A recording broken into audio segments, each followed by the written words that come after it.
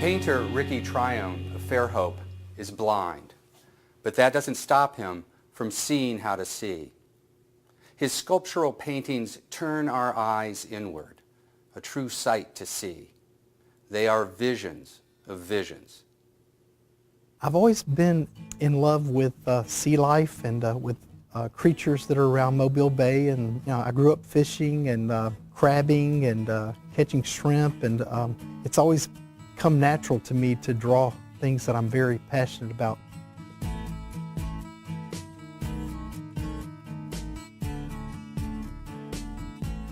I love to use all types of textures to create beautiful art that can not only be touched and seen with your fingers, but seen with your eyes, and to see the raised three-dimensional aspects of art. I do quite a few different layers of color. Then I come back and put shadows. I try to make it like the light's coming from above, and so everything on the downside would all have shadows coming around it, and it helps give it a real raised pop. I had 2 accidents that caused me to lose my eyesight. So this coming August, it'll be 15 years of living as a blind person. I was inspired to love art at a very young age. From as long as I can remember, I've loved to draw.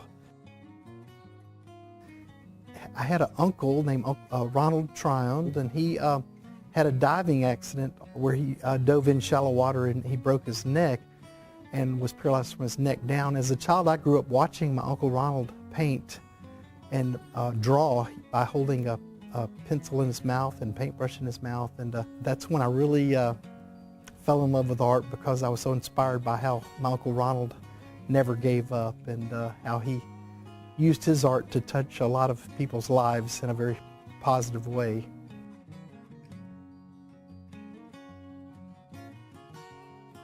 I loved going down to the bay and actually taking my sketch pad and try to sketch things I would see on the bay. I did very detailed pen and ink art, and a lot of people think it's unusual that as a sighted person I only use black and white, and now as a blind person I use a lot of vibrant colors and texture. I just had to learn a different way to translate my images onto a canvas, or with using clay or different three-dimensional types of means. This is my very first painting that I did as a blind person without any help, and it's a special memory, childhood memory, and I'm sitting down. That's me as a child. I was probably about 6 years old, watching my daddy, my hero, throw the cast net. It was a very special time to just be with my dad and my brother, and sometimes we'd be out there for a couple of hours, just the quiet, and listen to the birds, the seagulls. And there were times in my life that I was like, I wish this moment would never end. I'm just so thankful for where I've grown up, because we just have so much wildlife around here, natural resources, the Mobile Bay with all the delta, the rivers that go up the delta, and then the Gulf of Mexico with all the sea life and the beautiful birds. I love to get to go to schools and share my love for art with all different ages of children. When I have it scheduled to go visit a school, I usually talk with the teacher about what curriculum they're getting ready to work on, and then we'll look at a way for me to incorporate what I do with that artist. And if I'm not really up on that artist, I'll do some research. I'll get my wife Bonnie to help me research that artist more, and look at how I can use my style of art with to give a lesson about that artist. Well, good morning, boys and girls. Good morning. It's good to be with you all again, and I had such a fun time with y'all back in November when we got to do rainforest art, and that was exciting because a lot of you all are used to Mr. Ricky doing sea life.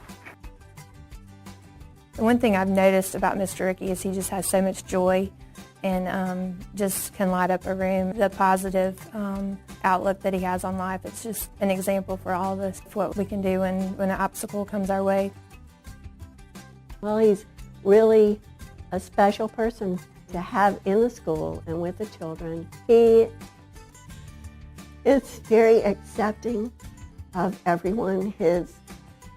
His love for the children and the teachers is unconditional. And he is so well received.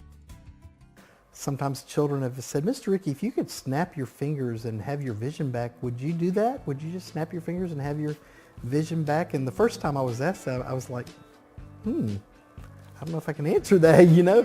And so I had to really kind of ponder it. And I really now have been able to answer this question pretty quick and say, I believe that I would stay just like I am because my life is very fulfilled and it's very rewarding, and I believe my life has more purpose than it's ever had before I lost my sight.